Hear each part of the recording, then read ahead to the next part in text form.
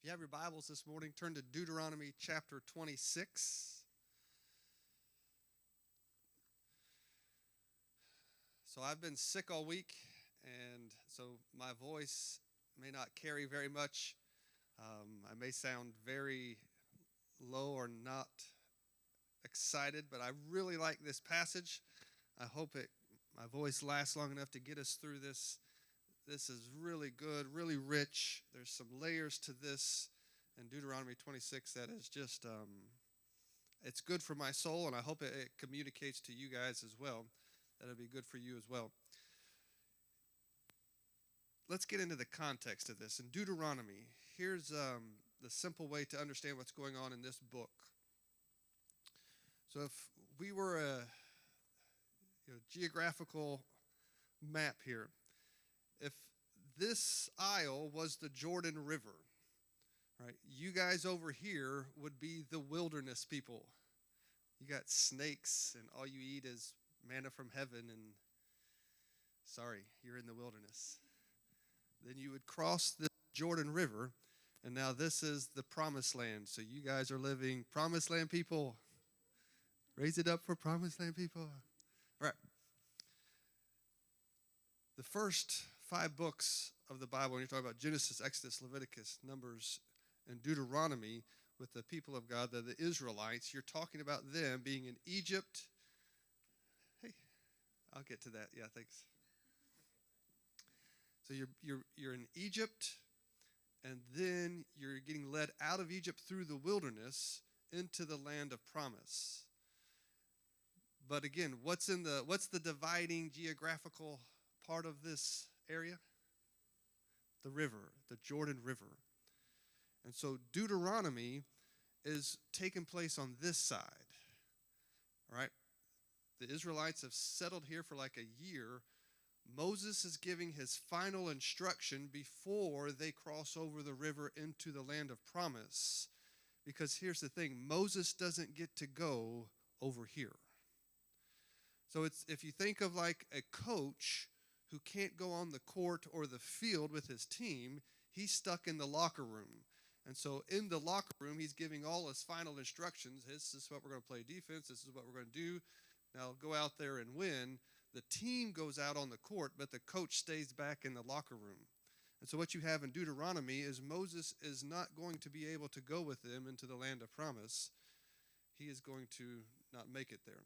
And so what happens is in Deuteronomy, you have Moses on this side telling the people of Israel, this is how you need to live for God once you get over here. And so it's kind of a book of like just reminding the people of Israel of things from Exodus, Leviticus, and Numbers. And here we have a passage that deals solely with that concept of when you get into the new land. And so let's see if we can figure out this one, Adam.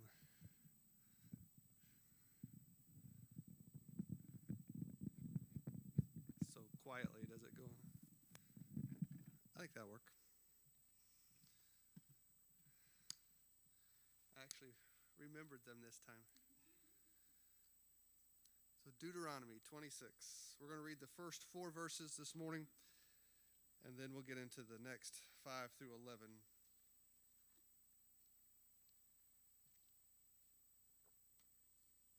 So again, this is Moses speaking to his people before they cross land. When you come into the land that your God is giving you for an inheritance, and you have taken possession of it, and you live in it, you shall take some of the first of all the fruit of the ground which you harvest from your land that your Lord your God is giving you, and you shall put it in a basket, and you shall go to the place that the Lord your God will choose to make his name to dwell there.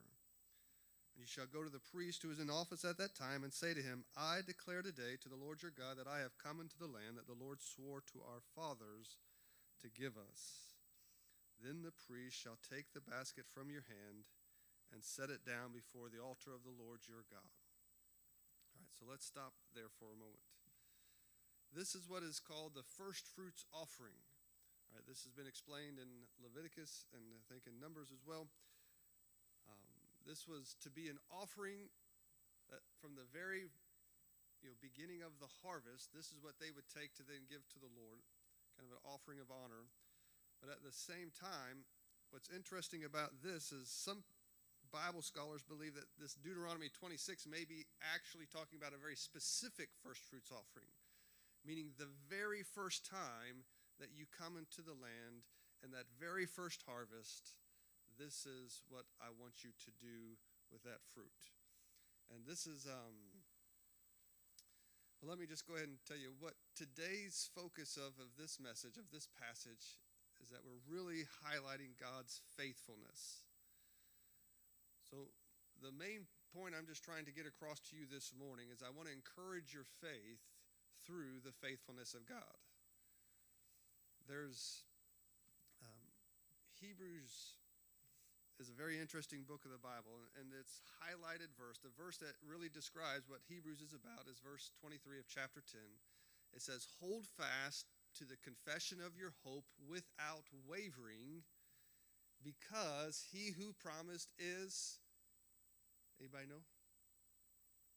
Because he who promised is faithful. In the book of Hebrews, what you have is you have believers who are really struggling with their faith. They are Jewish believers who are going through persecution. They've lost their home, they've lost their jobs, they've lost their ability to operate in the community. And so, we're falling down. I feel like a rock star. All right, let's go.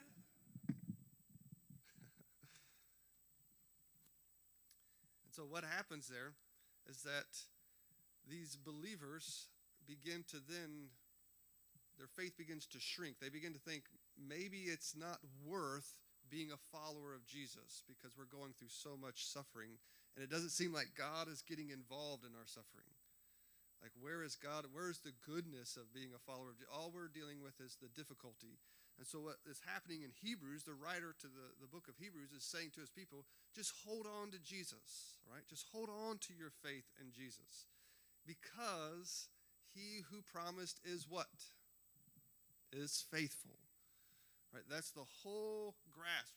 And here's the thing about the faithfulness of God. It really is the anchor to which everything else that we desire from God is tethered. So if you have the peace of God, and if you have the hope of God, if you have the love of God, you have the joy of God, all these things anchor themselves to the faithfulness of God. If you remove the faithfulness of God, then peace floats away, hope leaves, joy goes. It all anchors to the faithfulness of God. Because if God is not faithful, then everything he has promised to you can be a what?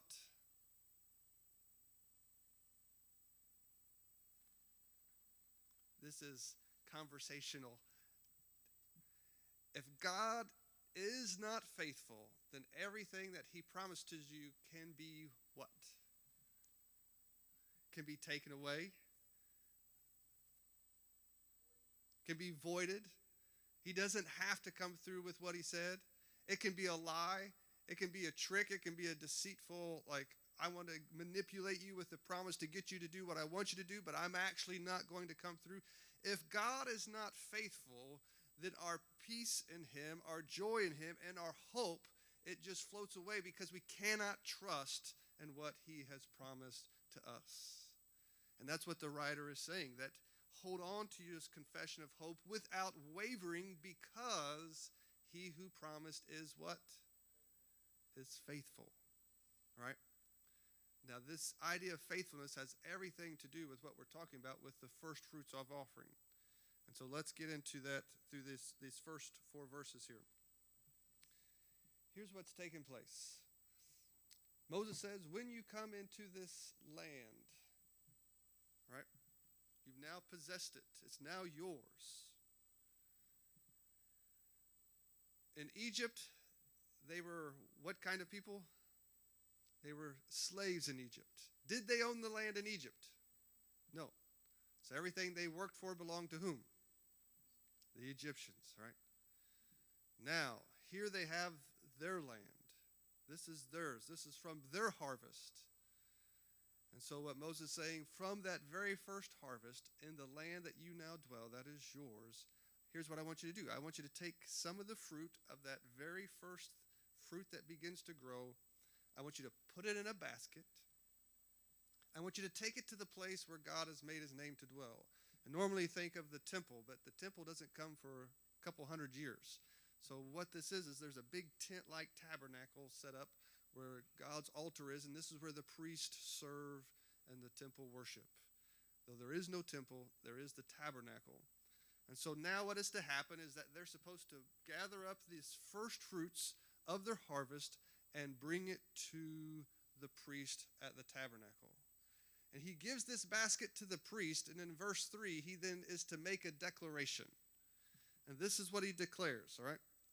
So he hands it to the priest, and he says this: I declare today to the Lord your God that I have come into the land that the Lord swore to our fathers to give us. Let me try to convey what I think is so cool about this moment. The fathers refers to the Jewish patriarchs, starting with Abraham. Bible pop quiz. Abraham had a son that was promised to him. His name was Isaac. Isaac had a son. He actually had two sons, but the one that comes through the lineage of the Jews, his name is Jacob. These are the fathers. These are the patriarchs, right? Abraham, Isaac, Jacob, because in Genesis, this is who God promises the covenant to. It begins in Genesis 12, 1 through 3, where God promises Abraham basically three things, right? He promises Abraham that he's going to have descendants as the stars are in the sky. And when Abraham receives this promise, how many descendants does he currently have? 0. He's 75 years old. His wife Sarah is 65 years old. They're past the childbearing age for her, and yet God is saying, I'm going to make your descendants as the stars in the sky. That's going to be a tough one, God. But yet Abraham trusted, and we'll get to that in a second. The second promise that Abraham receives from God is that he's going to not only have a people, but this people is going to have a land. And it's from the Jordan River to the to that sea over there, right? And that was the promise. The third promise was that Abraham, from you will come one who will bless all the families of the earth. That's how verse 3 of chapter 12 in Genesis ends. Abraham, through you will come one who blesses all the families of the earth. And we now, several thousand years later, we know that that is fulfilled in whom? In Jesus. But at this moment, that person who has brought his basket of fruit to lay on the altar of God, and he declares to the priest, I have come from the land that you promised to give to our fathers. That person is a walking fulfillment of the faithfulness of God. Does that make sense? Because what did God promise Abraham? He would have a people. And this is one of those people who's bringing his fruit. And he was promised that these people would live in a land. And now he is bringing the fruit from that land. This has taken like 400 years to happen.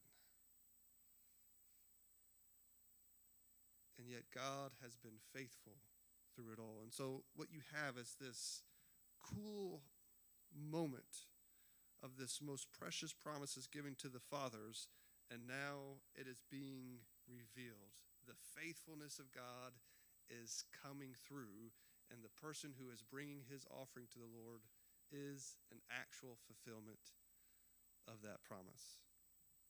So what in the world does that have to do to you and me? Well, here we are, 2,000 years later from the fulfillment of the third promise. The third promise was that I will promise that Abraham, from you will come one who will bless all the families of the earth, and that is Jesus. And here we are gathering on what day of the week? It's Sunday, As a kid, I always thought this was the last day of the week, but it's actually what? It's the first day of the week. And the reason we gather on the first day of the week is because something really awesome happened on the first day of the week a couple thousand years ago, right? That Jesus died on Friday, but on the first day of the week when the women went to the tomb, they found it was empty because he had risen. And now we are fulfillment of the faithfulness of God that he promised all the way back thousands, that we receive the blessings. Are we a part of the Jewish nation? I'm not a Jew. I'm part of the nations. I'm part of the coastlands. I'm part of not this physical descendant of Abraham. And yet what Abraham was promised is, from you will come one who will bless all the families of the earth. I'm a part of that. And here today in my worship to him is a living out of his faithfulness to that promise. And so, let's get into this a little bit more after I take a drink.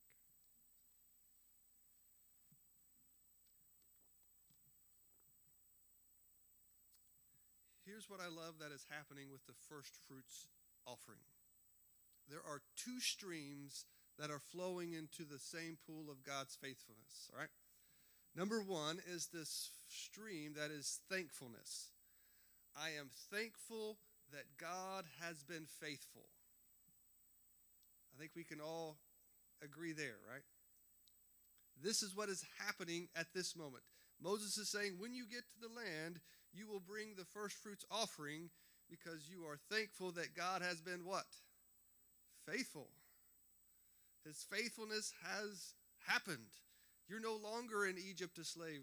What he has promised to you hundreds of years ago has now come true. Every promise has come to fruition. So be thankful for that faithfulness. But at the same time, the first fruits offering is not just stop at thankfulness, but there's another stream that is, I am trusting that God will continue to be what? Faithful. So I am thankful that he has been faithful, and I am continuing to trust that he will be faithful. This is not the last fruits offering, because the last fruits offering means I don't have to trust. Does that make sense?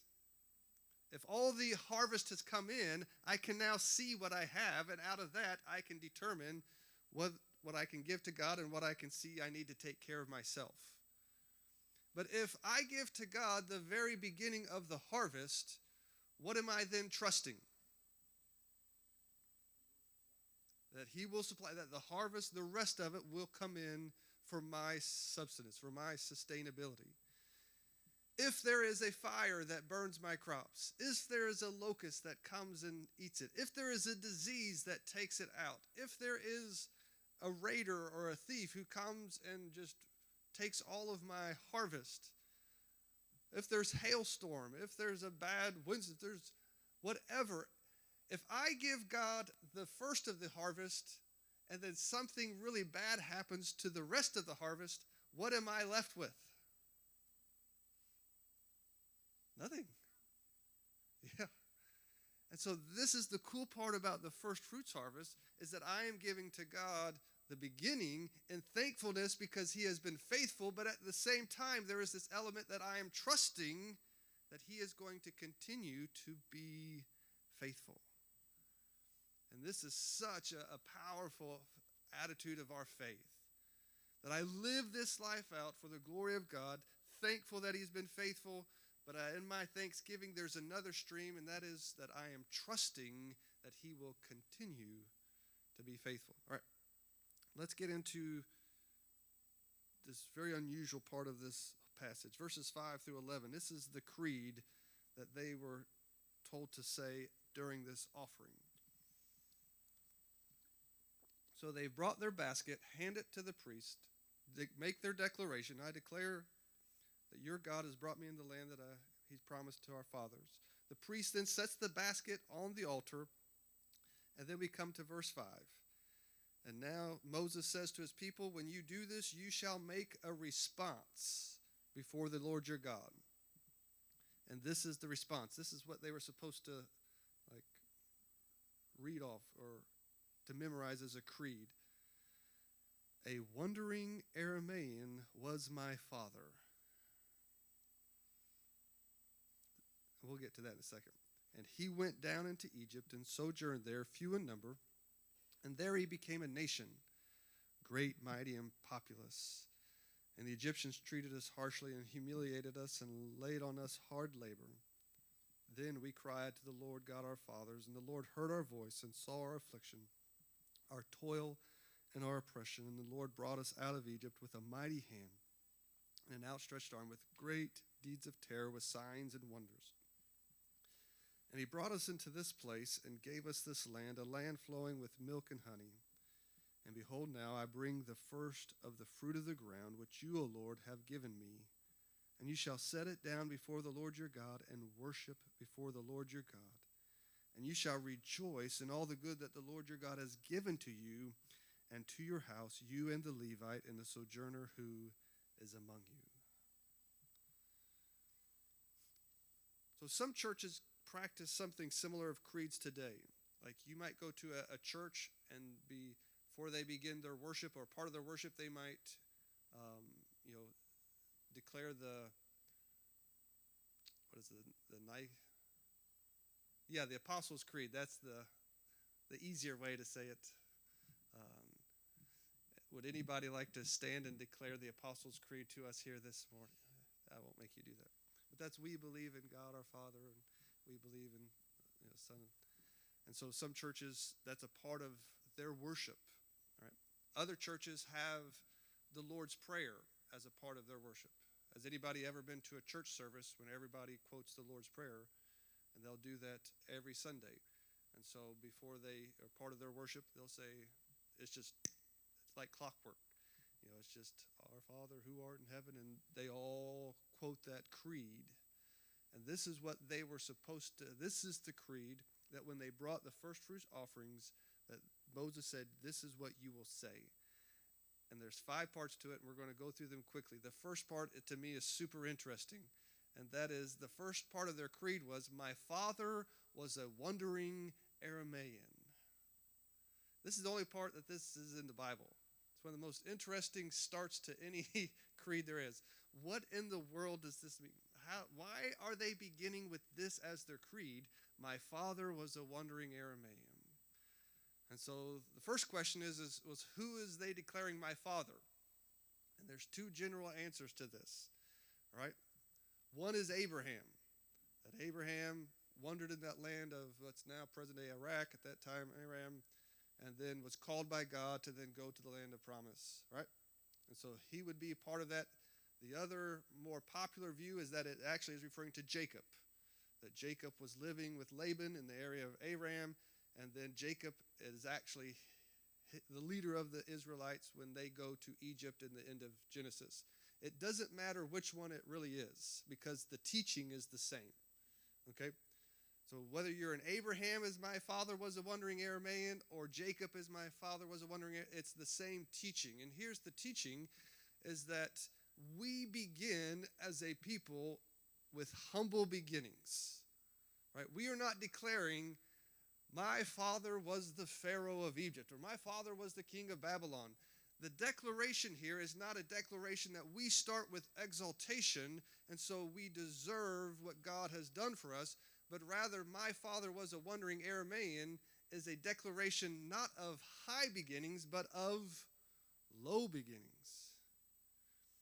And so what you have here is this whole statement that my father is a wandering Aramaean. He says, we are undeserving, right? We are the undeserving. And yet this whole first fruits offering passage is about God's what? Faithfulness. Now here, think hard about this one. I'm going to see who's with me this morning. If you have undeserving, and over here you have God's faithfulness, and as they begin to shift closer and closer, and as they mix together, what does that mix create? What is that mixture? When you mix the undeserving with the faithfulness of God, where that mixes, you get what? What do you say, Millie? Grace.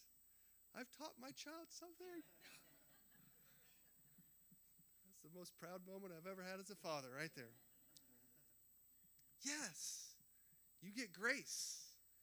And that's what this is. This is a declaration. My father was a wonder. I mean, we do not deserve the faithfulness of God. I'm bringing this offering not out of because we deserve to be who we are and what we've done. No, it's we are the undeserved. Our beginning was so humble, and yet here we are because God has been faithful to us. Now, how does that translate? How does that reflect to you and to me today? Do you deserve the faithfulness of God? Like, do you deserve out of your goodness for God to forever remain faithful to you? Do you deserve because of your beginning, your background, where you're from? Like, my father is not a wandering Aramean. My father is a journeyman electrician. Right? So that's my beginnings. But yet we flow from this same understanding that none of us deserve the faithfulness of God. We all have sinned. We've all come short of the glory of God. None of us can say my beginning is from an exalted place where God owes me his goodness. None of us can state that. We all kind of proclaim the same beginning. My father was a wandering Aramean, that I am undeserving. And yet, when his faithfulness matches with me, what do I receive? Grace. And that is what this passage is flowing in God's faithfulness, this stream of grace that moves into your life and to my life. And so now these next four parts really begin to reflect. It's their deliverance story of the Old Testament. And what you have here is this. How many seconds will this take to fall down? Yeah, I'll tighten it up here. We'll see. So, the great deliverance story of the Old Testament is what? Bible pop quiz. What did you say, madam? Oh, you didn't say anything? The story that is repeated over and over and over of God's deliverance in the Old Testament is what story? Say any? Yes. This is what we're talking. We were enslaved in Egypt, and God brought us from that slavery into the land of promise, of freedom. Now that first fruits, that's what this is all about. And so now in their creed, they are declaring that deliverance story. But it's very reflective of your story and my story. What is the great deliverance story of the New Testament? It is of Jesus. But our Egypt, our slavery is slavery to what? To sin. And so what is reflected in this deliverance story of the Old Testament of the Israelites is our story, that we were enslaved by sin, and God has freed us, delivered us from that sin, and has brought us in to his kingdom of God, the kingdom of light, the forgiveness and peace and joy. And so when you're reading this passage where it's this undeserving with the faithfulness of God, meeting in grace, this is a story of grace that they are delivering back to their Father in worship, and it reflects what we get to worship as well. It is our story as well. And so let's break this down a little bit further. So here's this whole part. My father was a wandering Aramean, and then he went down into Egypt and sojourned there few in number. This is the end of Genesis' story. There he became a nation, great, mighty, and populous.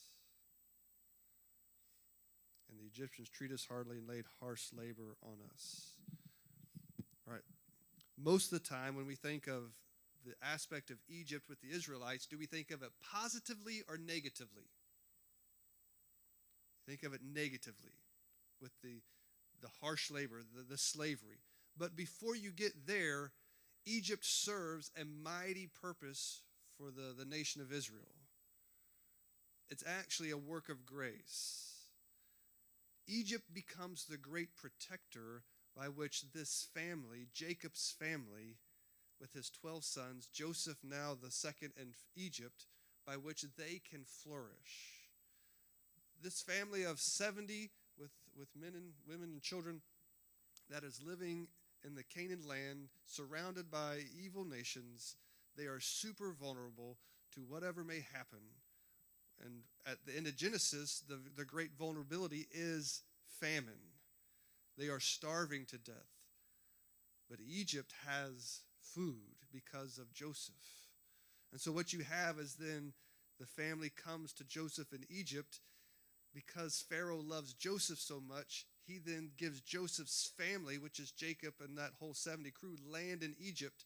And there they dwell under the protection of the greatest empire of that time. And that empire is Egypt. Their protection, their economy surrounds Israel and allows them to grow to become the nation they become. Now, here's the problem, though. After a few hundred years of that, they become so populous that now the Pharaoh, who has no clue who Jacob or Joseph was, that's 7-10 pharaohs ago. This Pharaoh looks at this group of people and says, if another nation comes to fight us, if they join that nation, we don't stand a chance. And so what must we do to this populous people living among us? We must enslave them. We must put harsh labor. We must make them never think of being able to overcome us. And that's what then begins to happen. That's the story that you're reading here. So in that then harsh labor, you have this protection of God's grace. Even though Egypt looks negative, it was really the grace of God to protect them. It reminds me of Romans 8:28. It's one of the most popular verses that we Christians hold on to, that for those who love God, all things work together for what? For good. Sometimes it doesn't look like it, but all things are working together for good for those who love the Lord. And here, that's what's happening in Egypt. It was all working for the good of the people, and now the slavery has happened. Now you read the next part, verse 7.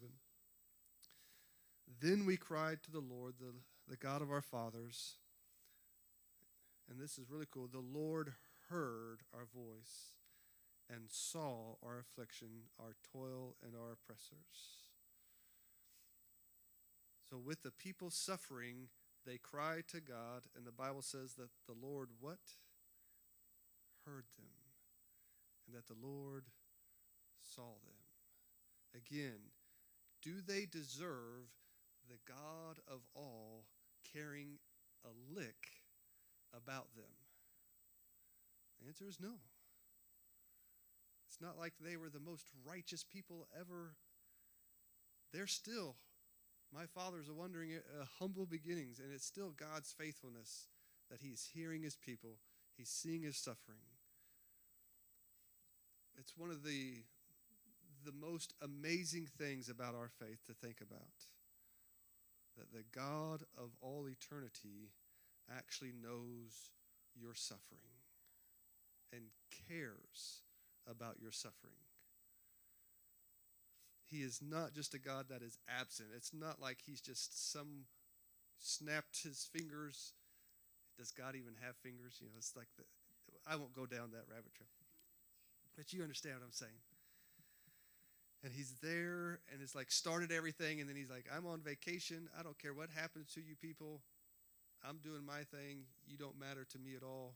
That's not the God of the Scriptures. What you have is God's grace, that he hears us, he knows us.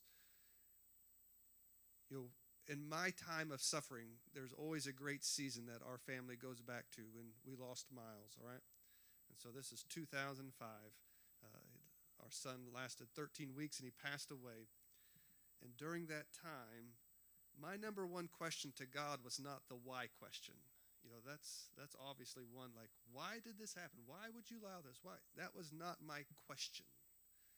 The number one question I desire to know of God is, did you know about this? Like, does this matter at all to you?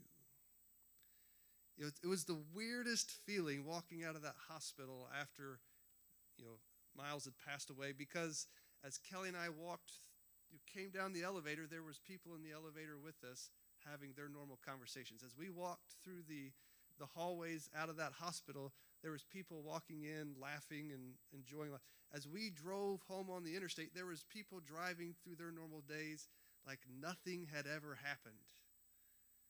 Because to them, it was the most infuriating feeling in my soul that everybody's world was happening and my son was no longer here. Like, does this matter? And then it was just transition. God, does this matter to you? Do you know what I'm going through?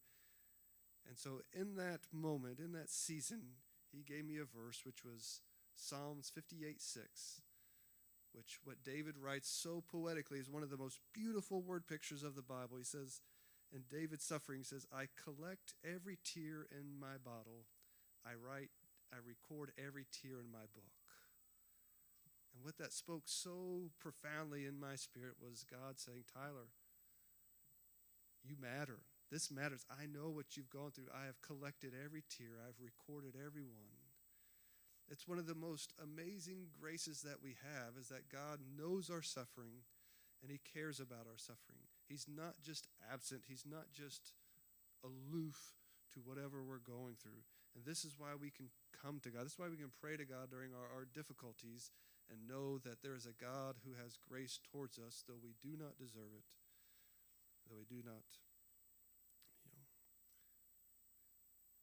it does not matter to him. So let's go to the next verse here. The deliverance part. Verse 8. So he's heard and seen our affliction, our toil, our oppression. Verse 8. And the Lord brought us out of Egypt with a mighty hand and an outstretched arm, with great deeds of terror, with signs and wonders. And he brought us into this place and gave us this land, a land flowing with milk and honey. I love the language that is continually used by Moses here, that God brought us out of slavery from Egypt, and he did what with this land for us? He gave us this land. And that is what kind of language? That is grace language. We did not have to earn this land, but he gave us this land. So here's that deliverance story. He brought us out of Egypt. Why didn't the Israelites just leave Egypt and start on their own without any concern of God's involvement at all? Like, if they were tired of being slaves, why don't they just start heading to the land that God promised them?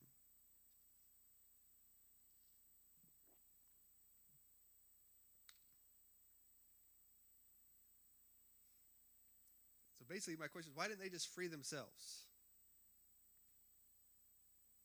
Because they couldn't. They could not free themselves. There was no way that they could break free from the power of the greatest empire of that time, the Egyptian, the Pharaoh, his army, the chariots, the soldiers. There was no possibility. To just simply try to free yourself is certain death. So that's why they cry out, because they cannot free themselves. And God comes and he brings them out. This is reflective of us. You and I cannot free ourselves from sin. No matter how hard you may try, the things that you know to do that are good, you'll find yourself not doing them. And the things you know that are not good, you'll find yourselves doing those, right? There's a slave master of us that sin, that selfishness works so strongly through. And so what you have is then you need a savior. You need somebody with a stronger, powerful arm to break you from that sin. And of course, what we have of our deliverance story is not a powerful arm stretched out, but we have two arms stretched out on the cross. And it is through that that we can have forgiveness, that we can have the power over sin, because forgiveness has been made. And we now head towards the end here, the final thing. Verse 10, and behold now, I bring the first of the fruit of the ground, which you, O Lord, there's that language again, have given me. And you shall set it down before the Lord your God and worship before the Lord your God. and you shall rejoice in all the good that the Lord your God has given to you and to your house, you, the Levite, and the sojourner who is among you. So the question is, well, how does all this apply to my Christian life today? Well, there is a passage in Hebrews that I think is reflective of this first fruits offering, which says this. It says, through him, meaning through Jesus, then let us continually offer up a sacrifice of praise to God, that is the fruit of lips, and acknowledge his name. So we're not bringing an actual basket as our fruit to lay on our offering. What is it that, in this particular thing, what is it that we offer to God as our fruit? Our praise. Right? We bring the sacrifice of praise. This is the fruit of offering that we bring. But then the next verse says this, but that's not only it. Do not neglect to do good and to share what you have, for such sacrifices are pleasing to God. And how in the world does this connect to that verse? Well, when you read verse 11, it says, rejoice in all the good things that the Lord has given to you, you and your household. And then there's two groups of people listed, the Levites and the sojourners, the travelers, the foreigners. These two groups of people, the Levites, they could not have the land, right? Out of all the tribes of Israel, there was one tribe who was not given land. It was the Levites, for them to focus on the worship of God at the temple. And so they didn't have fruits to bring. So how are they going to share in this goodness? If the people who own the land share in the goodness. Other people who couldn't own land in the nation of Israel at this time was the sojourner, the traveler, the foreigner. They couldn't have land, so how are they going to participate in this? Only if the owner of the fruits shares with this group. And so what you have is this whole idea of our offerings to God, whether it's our financial offerings, whether it's our offerings of praise, whether it's our offerings of our lives to do good and to share, it all leads itself back to these two streams of God's faithfulness. And the worship team, you guys can go ahead and head up. And these two streams are, I am thankful that God has been faithful, and I am trusting that God will continue to be faithful.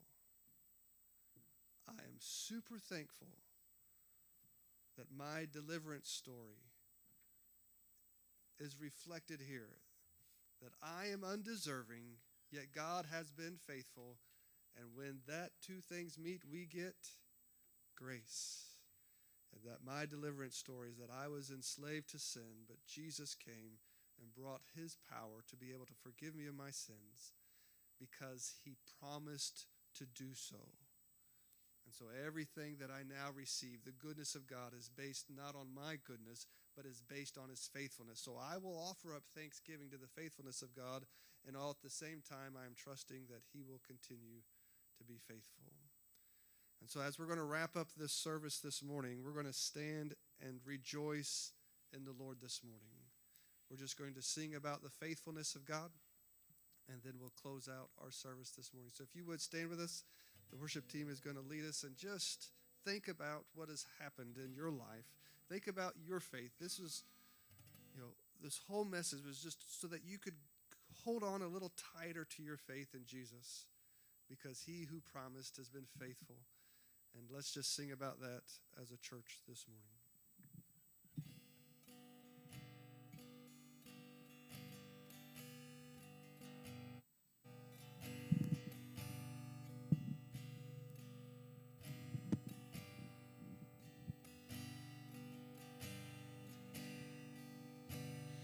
I love you, Lord.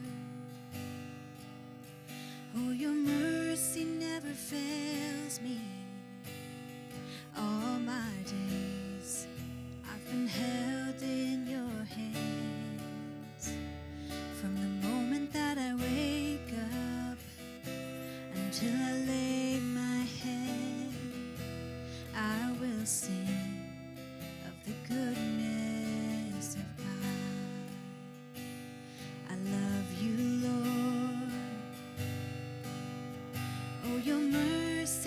fails me.